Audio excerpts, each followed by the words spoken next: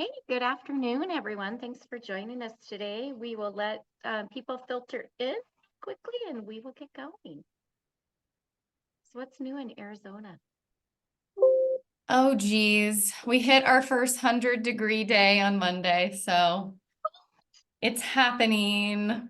Yeah. Is it early?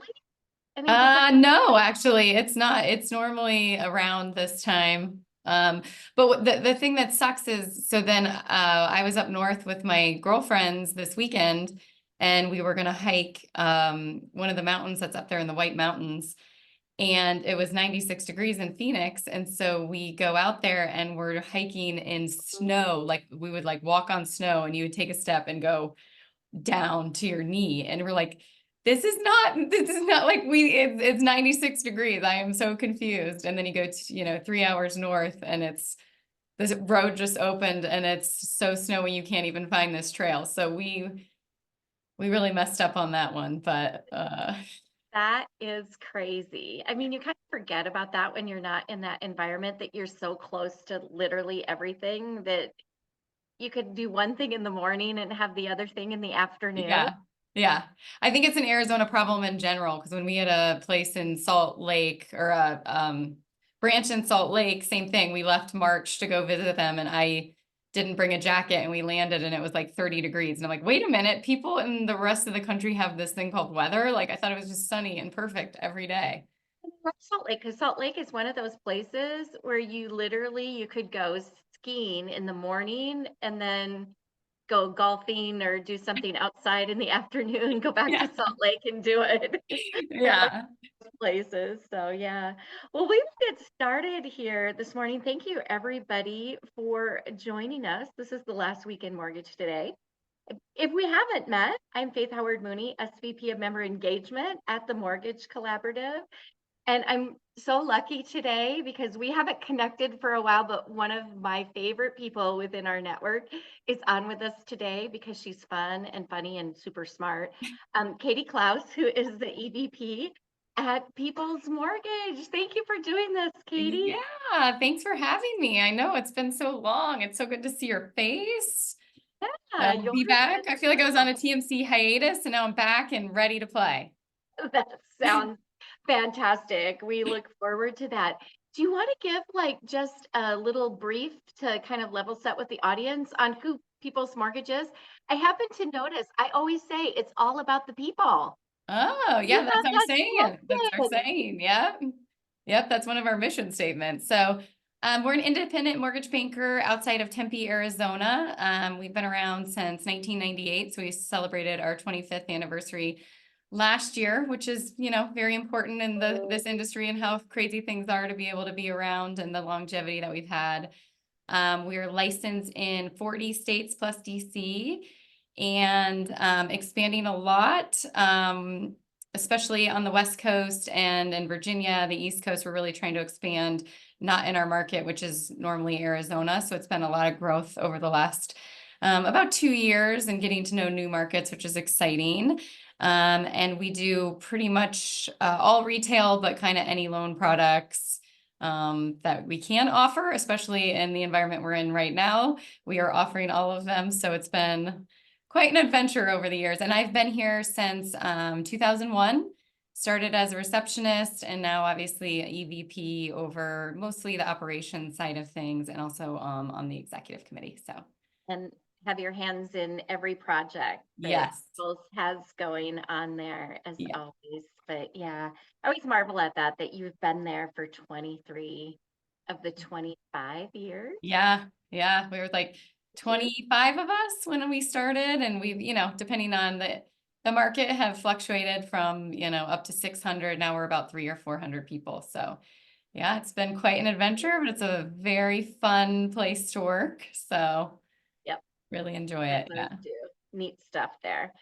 Well, let's talk a little bit about what is kind of like going on in the industry. And I know, you're in a market that has been tough for a while. Before it was tough for other people, you were struggling to find houses and have affordable places in your market. But I thought we would talk about kind of where people are with housing payments to start off. There was a article that was published this week. It was a survey of about 3,000 people, and 49% of those 3,000 people said they were struggling with making their housing payment.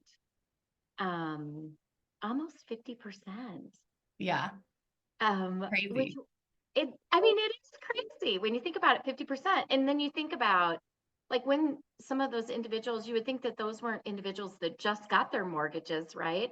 So they're maybe not at that 6 or 7%, but they may be at some of the lower interest rates and still struggling based on everything else that's going on out there and the high cost of living. 14% of millennials have tapped into their retirement savings. Isn't Crazy. that It's crazy. Yeah.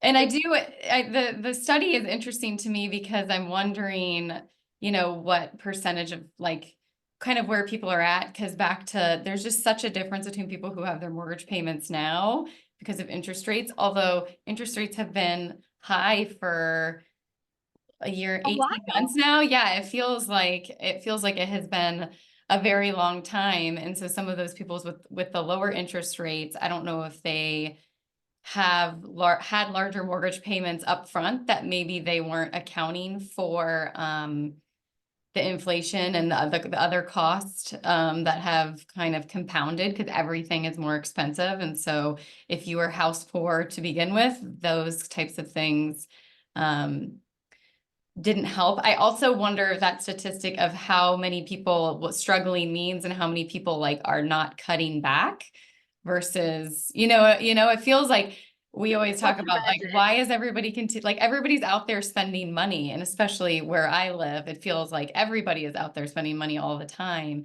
And so I'm wondering if struggling means like where are they cutting back, and are they not cutting back in other places to focus on the mortgage payment, or is it specifically their mortgage payment? But I also am noticing, some of these high DTIs that we're seeing, especially nowadays, and it does feel like a lot of people really push the limits on that as far as getting into mortgage payments that are higher than they might think that they're going to be. I really think homebuyer education, especially nowadays, is really important because I don't think that a lot of people really understand their mortgage payments, their interest pay, or not that their interest, their tax bills. HOI has been a huge issue that we've seen that has compounded the problem, even for myself, where you have a mortgage payment and it's, your P&I is set, but then those other factors increase substantially, especially in the insurance piece.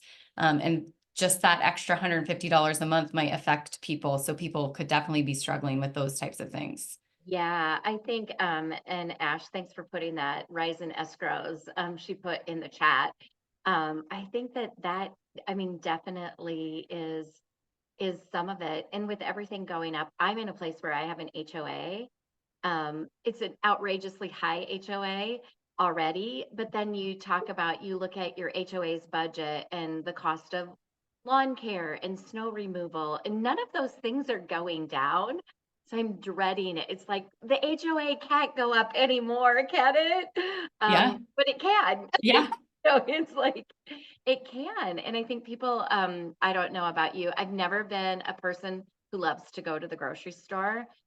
It's just kind of never been my thing. If I could get rid of one duty, that's what it would be. And now it's like even more offensive because it's like you go and it's like I have 2 bags of groceries for $80. What's Yeah. in there? It's like bars of gold or what? I mean, Yeah. it's just crazy. So it would be interesting to kind of see the breakdown of what that is. At the very end of this article, it mentioned the fact that according to a median priced home, the average American household earns about $30,000 less than what is needed to purchase the median priced home in the United States right now. And total credit card debt, like you were talking about, it topped 1 trillion Yeah. for the first time this last year. So people haven't stopped spending. Right. Yeah. That's one of the major concerns that I have. It doesn't feel like that's happening at all. Yeah, yeah. I don't know how people do it. I know I've stopped spending. Yeah. Your HOA points, it's a good point too. I mean, even our HOA, it just keeps going up and up and up. And I think I've said several times, like I'm locked in at that, at like 2.6 or whatever for our home that we own. And I'm like, I've said to a few of my friends, like the P&I is totally fine. It's the other things. My taxes have gone up. My insurance is almost impossible to get because it's in a fire zone or a wildfires, area. Oh, And then our HOA is going up and we're getting less services for more. And people are like, what's P&I? And I'm like, oh my God. yeah, yeah. Thanks, Alice, for posting in the chat too. The cost of HOAs are rising painfully, especially in the shorelines in the city. I'm in mid-America where it is, I don't know, number one, I love the heat, not the cold, but I'm in Minnesota. And where it's supposed to be inexpensive. I'm in the center of the United States. It's like, how did I end up here? I'm not sure. Yeah. Not sure, but shouldn't probably be going to the shorelines or to the city them either. Yeah. Yeah, well, that's true, Ira. The number of homes that belong to an HOA is also expanding. I'm sure that's directly related to the number of people that don't want to do snow removal and lawn care and their age and all of those things. So I didn't think about that insurance and not the coastal cities where it's something different, but fire Yeah. for you guys is probably a big issue. Well, and in California, we lend a lot in California, and that is a big issue. And I know insurance, I don't know if it was on here, but yeah, and then there's articles about the FAIR plan and how they don't even have enough money to cover claims if they really had, all these people put these claims in. It's crazy. So that's been a very big struggle for qualifying ratios and things like that as people are trying to get into these homes. So We were talking about that a couple of weeks ago, that it used to be, I think it was when Scott Alexander was on with me, that it used to be that insurance cert that you got was kind of like a last minute at the closing thing, that, it was just something that you had to do. And people often waited until the very end. It's like, oh, yeah, I have to have that for tomorrow morning. I'll get that. Well, now it's like, it's impactful in your qualifying. But I'm like, did you move that from like a closing deal that you needed to an upfront deal? He's like, yep. It's like those types of things have really changed some of the process related things because you have to qualify with your insurance now. yeah. Yeah, it definitely affects us. And then we used to require, to your point, a binder or something. And now people can only get quotes because the insurance company won't bind the policy Yep. until they know for a fact that the loan is going to close. And so there's all kinds of things that, I mean, I'd love to pick an insurance agent's brain about what's really going on, but it's become a very big issue and it's been kind of across the country. Yeah, for sure. It's impacted everybody, even though it may be more in the coastal regions. It's spread into other people to help cover some of the cost of some of those things as well. You're being questioned, like, why are you not coming back to Ohio? I Everybody would. Are wants you you back in kidding me? Ohio. If my husband would move back there, I would have been back there 6 years ago. Let me tell you. And with cost of living, I could pay cash for my house and it would just make so much more sense financially. Well, you're wanted there, I apparently. know. So you're Thank welcome at any point in time that you can get him to buy in. you. Let's talk a little bit about additional costs. I saw this in the news, and I'm I love looking at articles from Fast Company. I don't know if anybody else does, but I think that they always have like an interesting perspective on things, and they're a creative publication. But they did a survey of the actual costs of construction of a home. And one of the things that I think a lot of us have thought is like maybe the saving grace for affordable housing is new housing, right? It's like you're not going to get it in the existing. And then I looked at this and it was like devastating to look at it, it's like, how can it cost that much? But they were great about it because they broke it down. Was there any particular component? So the average, I guess I should say the average single family home in 2022 was $644,750. Yeah, and so this was what it was actually 392,000 to build, and then all the additional things brought it up to 644, 750, right? Yeah, Yeah. that's like a lot of money. We all know that costs have went up, but was there a component of the house that was surprising to you that it was like the biggest, like framing was 20% of the house, which is directly, I mean, that's lumber. Yes. Probably not real surprising. You want a good foundation and stability of your house.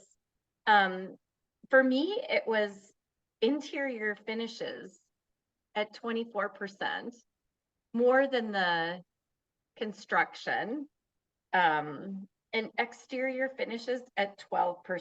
I mean, there are just a lot of things in here that I thought, how could it like cost that much? The actual foundation was only 11% of the cost of the house. Yeah, I was a little bit surprised at some of the lower figures, like the outside structures and things that were like, in the 1 to 2% range. And then I was more surprised at some of the lower figures. So like they have electrical and plumbing at only 6% of the cost. And I guess that goes back to what their total cost in, because to me, electrical and plumbing, when you add in a labor cost and labor shortages and how difficult it is to find those kinds of specialized laborers, it like if I had somebody come change out my the like outlet in my house, and it was $450. And it was like, how is that only 6%? So that's the actual cost for what they're putting in there. And then on top of that, they have all of those additional costs. Yep. So it makes sense why it gets up to that level. And to me, it's just like, where can we find some sort of subsidizing or breaks or something that incentivizes these builders? Because they're never going to be building affordable housing units if this is how much it actually is to build a Yeah. home. Yeah, even if you make it, that was my thought process when I kind of looked at it. It's like, even if you made it smaller, even if you were making a smaller home than what the average is, it still doesn't cut out a lot of those things that you would have to have or cut down the costs appreciably. So you're still talking out of that affordable lending housing arena, right? If there was anything on here that, I mean, I looked at it as, okay, we need to like scratch all of this and how we've done it before and start over. Yeah, yeah. It's like, Well, I actually, I'm gonna, like, my husband is in commercial construction and he does pre-con and estimating. So I sent this to him yesterday, hoping that he would weigh in, because I do know that there's like times where I know they're different, but they're similar in the fact of cost of goods, right? And there will be times where, like steel has pushed a project where they can't get any of it, or lumber back in during COVID was a huge cost. So I was curious to get his input on this article and see if he agreed with some of these numbers, but he's at a golf thing trip, and so I didn't hear a word from him. So I he will missed my follow ad. up with you and let you know what his opinion is on whether this is accurate. But to me, I'm like, it seems pretty standard. The building permits, I was surprised that they were low. I feel like that would be a little bit. I feel like part of getting these built are like the hurdles of permitting them and zoning. And I don't know if that's once they already have the green light to actually get these So, up and running. But I do feel like some of it is like zoning and um, those kinds of political landscapes where they have to get the approval to be building these types of places. So I was surprised that one was low as well. yeah, I know that the building permits were less than the flooring. It's like flooring is cosmetic. Right. It's like, isn't there a way, can you just build the shell and let people do whatever they want on the inside of it? Just let them finish it. But I know that you can't do that based on zoning laws, but that's kind of where my head went. It's like, how could you trim this down so that you just give somebody the core, and not have it have to be, um, everything that's in here and let them find their own finishes. Although that could be more expensive because then they're not working for a builder Right. and you can't find anybody to do it and all Yeah. of those things. But I just looked at this and it was like, we need to like start over. There's got to be a do-over. Yeah, Um, I wonder what their profit margins are too, because it would explain why you never see any smaller homes being built. But then, at least in Arizona, everywhere you look, there's luxury homes that go up, and even in these new neighborhoods, unless you're really far out in like the Maricopa and these are kind of like the areas where there's a lot of land and those home builders go in and they create these, planned unit developments. Those are affordable, but like anywhere you have in an already existing area, there could be a new development, but they're all like multi-million dollar homes. And so I guess I would want to know like where do they break even? Like what level of home would they be targeting in order to make maximum profits? And it appears to be in that luxury market, at least by us.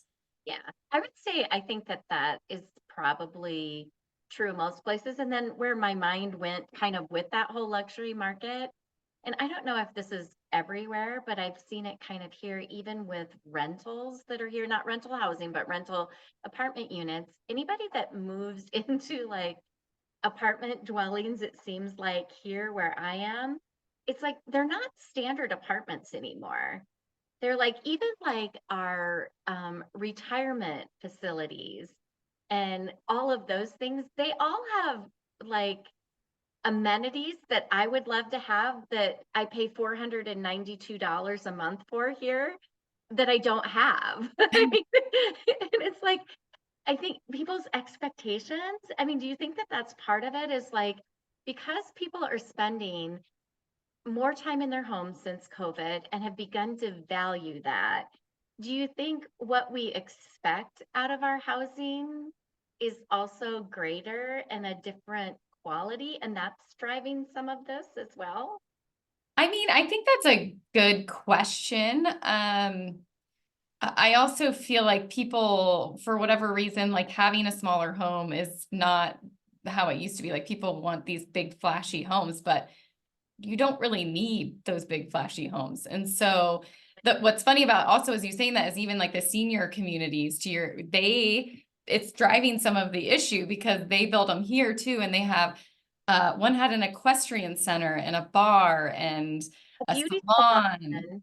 Yeah. But then the problem with that is that these people who are on fixed incomes, who are living in a home that they've paid off, they can't afford to move into those places because they're like $10,000 to $15,000 a month or whatever ridiculous costs they are. And so they stay put, and then those starter homes aren't freeing up for people to be able to purchase. So Yes. building things like that is compounding the problem. Yeah.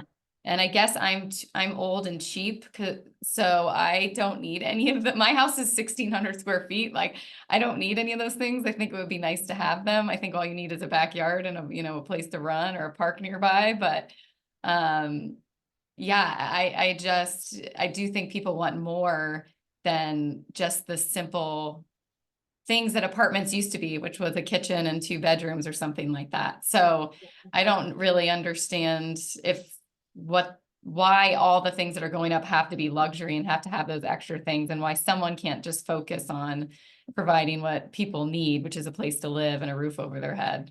Yeah, I tend to agree with that. I mean, having recently downsized into half of the space of what I had before, it's simple is good. Simple is not a bad thing. It's like No. you don't need all of that stuff that you've had, but and when people are just really trying to find a place to live, definitely they don't, but you can't find, I mean, at least here you can't, it's very difficult Yeah. to find to find something unless you're finding something that is you're going to have to put some major work into it Yes, as, which then as goes back to the well. problem of the construction costs and whether they. And if you can even find anybody. Yeah, well, yeah, 100%. That's the other problem, right? Is finding the labor to do it. But yeah, it's people buy the house and think that they can redo it, and then they can't find the people, or a kitchen that they thought is 30 grand based on watching HGTV is actually $95,000. Yeah, So it is a problem. yeah. Yeah. Um, Renters, one of the things that I ran into this week is it was talking about renters' confidence in being able to be a homeowner. Dipped by 11%, 38% of people unsure if they'll ever own a home. And the things that they were talking about is affordability issues, so rising prices.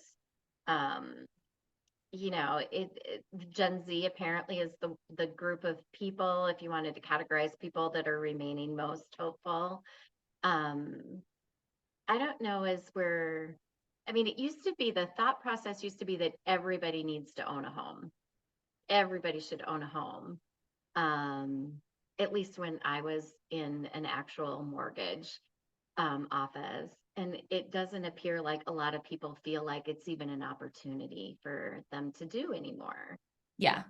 Which I do agree with. It depends on where they want to buy and what the market will look like and what are your priorities in life. And I do think it's unfair, especially how fast homes appreciated from like 5, 6 years ago where it was possible. And now, there are certain areas where people can't even think about buying a home that they once thought would be possible. I also think some of it is people could back to these luxury homes, like people need to maybe think about readjust what they think they can buy. I still think buying a home is a great financial investment, and real estate is one of the number one things that you can invest in.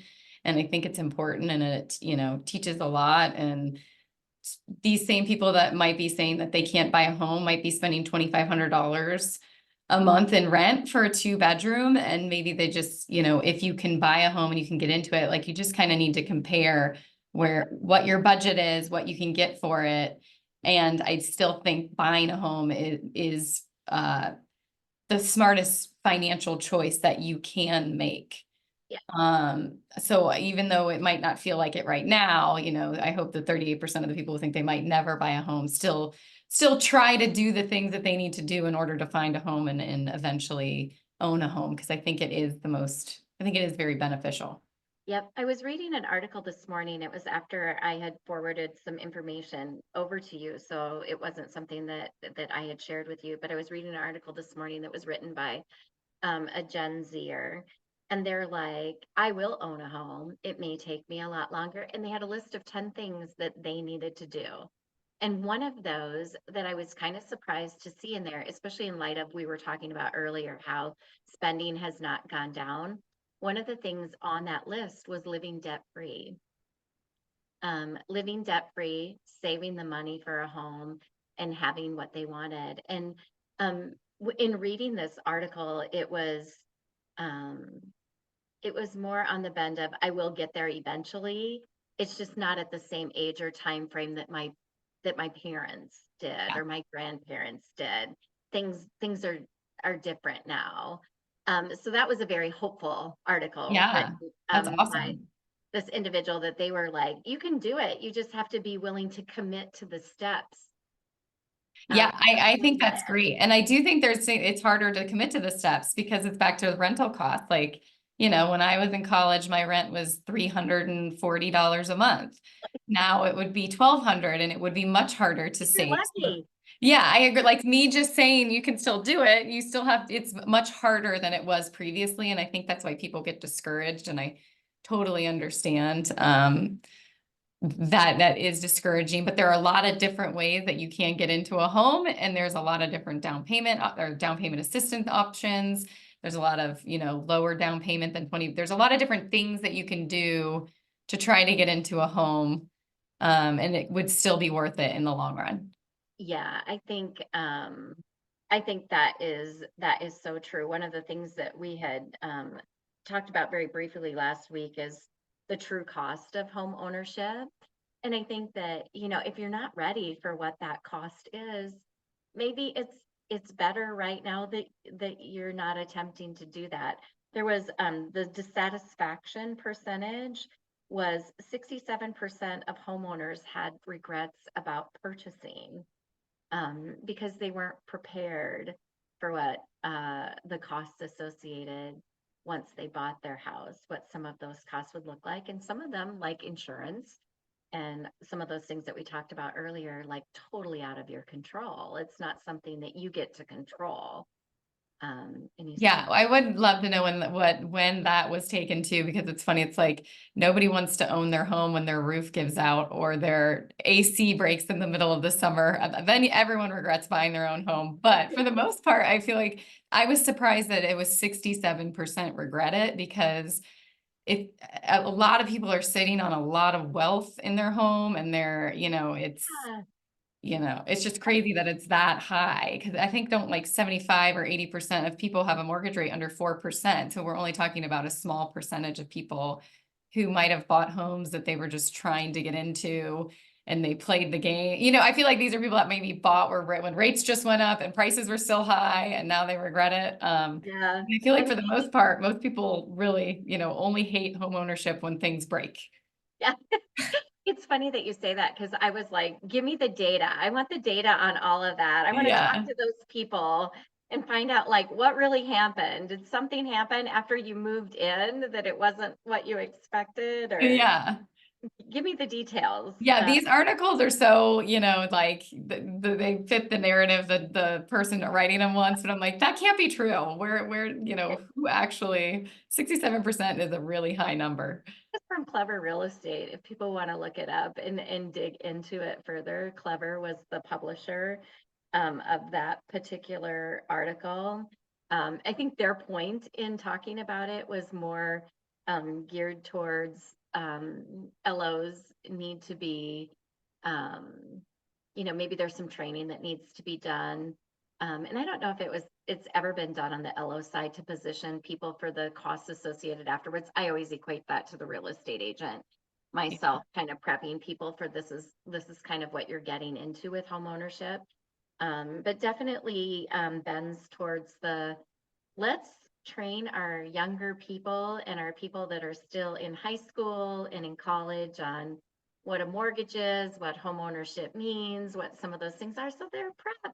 Yeah, They're homebuyer ready to go. education, like I said at the beginning of this call, I just think it's should be required either before you buy a first home, but really to your point, younger, high school, people should know about it from a very young age. I Or think, maybe it's something that should be implemented like on a reverse mortgage. There's a class that you have yeah, to, that you have to go through, that you have to complete. I know that a lot of people are focusing on that and working on that with their teams and everything to get people ready. I think that's all a good thing. yeah. We're done with 30 minutes. I know that was so fast. I know it always goes fast when I'm talking with you or anybody for that matter. I appreciate you so Yeah, much. We yeah, thank you for having personally me. get caught up soon. We're hoping that we will see you along with a bunch of other people. It'll be here quick, but it seems like it's a long ways away in Yeah, Denver, September 8th to 10th. If anybody needs any information on that, let us know. But we appreciate you. Thank you so much for doing this with yeah, me today. yeah. Thank you. We'll see you in Denver. Yes, we'll see you in Denver and everybody else. Join us next week back at the same time for a good conversation. Appreciate you, Katie. Yeah, thank you. Have a good one, guys. You too. Bye.